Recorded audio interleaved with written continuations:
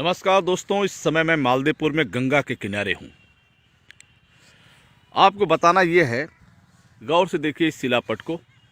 ये 15 जनवरी 2008 को तत्कालीन मुख्यमंत्री मायावती ने बलिया से नोएडा तक पब्लिक प्राइवेट पार्टनरशिप के आधार पर गंगा एक्सप्रेसवे का शुभ आरंभ उन्होंने किया था। शिलापट लगे करीब 12 साल हो गए, लेकिन धरातल पर कोई काम नहीं दिखा।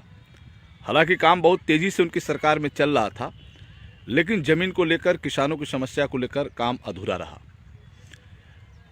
सबसे मज़े की बात यह है कि 12 साल तक ये शिलापट उसी स्थल पर लगा रहा जहां 2 बार 2014 में और 2019 में आखिरी सभा देश के प्रधानमंत्री नरेंद्र मोदी ने इसी स्थल पर किया था।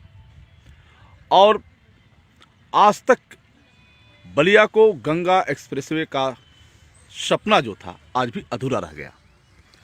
वैसे एक चीज़ बता दें कि गंगा एक्सप्रेसवे से बनने से जो इधर कटान क्षेत्र है, बाढ़ क्षेत्र है, उससे बड़ी राहत मिलेगी और जाम की समस्या से भी निजात मिलेगी।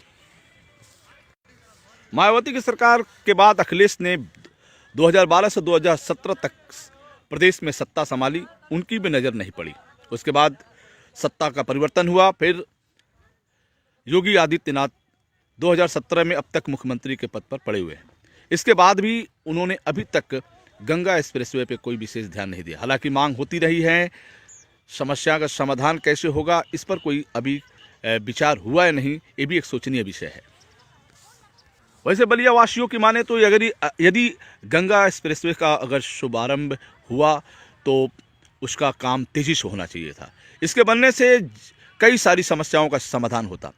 यूपी और बिहार को जोड़ने का एकमात्र रास्ता बलिया से होकर जो जाता है, यदि वो गंगा एक्सप्रेसवे के माध्यम से जाता तो शहर को जाम से निजात मिलता।